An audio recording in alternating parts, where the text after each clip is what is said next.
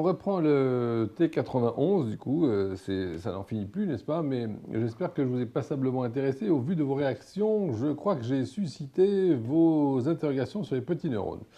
Sur la posologie, on devrait, j'espère, peut-être pouvoir finir aujourd'hui ce chapitre de posologie. Euh, il faut que vous compreniez que les choses sont quand même entièrement dictées par l'expérience. Expérience veut dire expérimenter. Et notamment, Amina m'a fait remarquer qu'on pourrait aussi interpréter éventuellement le texte en disant qu'on pourrait bourrer tous les jours une dose jusqu'à ce que le malade finisse par faire des symptômes pathogénétiques.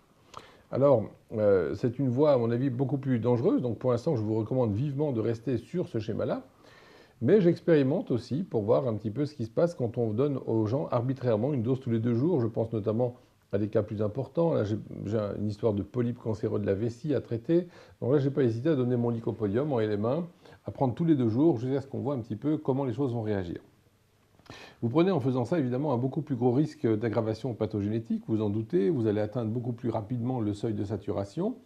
Et il faut imaginer qu'une fois qu'on arrivait à ce stade-là et que des symptômes toxiques commencent à survenir, ben là on fait une pause thérapeutique, bien sûr, ou du moins un espacement des doses, du style d'une fois tous les 2 jours ou tous les jours, vous pouvez peut-être passer une fois par semaine, et après seulement, vous pouvez évidemment refaire le bilan du cas. Donc, pour l'instant, retenez la méthode, je pense, la plus soft et la moins dangereuse que je vous ai exprimée, mais vous pouvez un tout petit peu interpréter ce que dit Hahnemann pour arriver dans cette situation de répétition beaucoup plus fréquente, et évidemment, ça dépend des cas. Alors justement, ça dépend des cas. Qu'est-ce qu'on va dire ici? On va parler de la manière dont on va observer l'évolution des cas. Alors, bien sûr, vous allez me dire, il l'a déjà fait, mais ce n'est pas tout à fait ça. On a parlé des 21 éventualités qu'on peut dégager.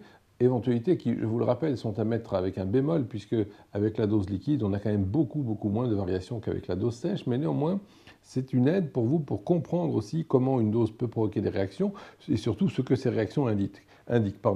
Une dose, finalement, ça se comporte comme un écho-sonar. Ça va nous être renvoyé d'une certaine manière et on va pouvoir interpréter ce que le patient nous renvoie. C'est ça vraiment la chose à piger.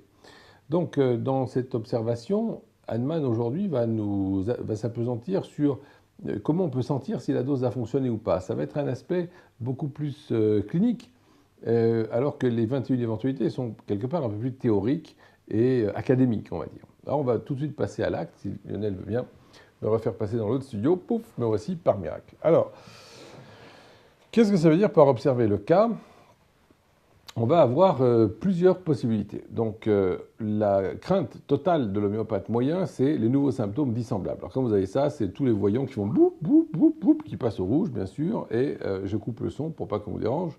Les nouveaux symptômes dissemblables, c'est la pire chose qu'on redoute. La deuxième, moins pire chose qu'on redoute, c'est l'absence de réaction. On va voir un peu ce qui se passe dans les cas d'une absence complète de réaction à la dose.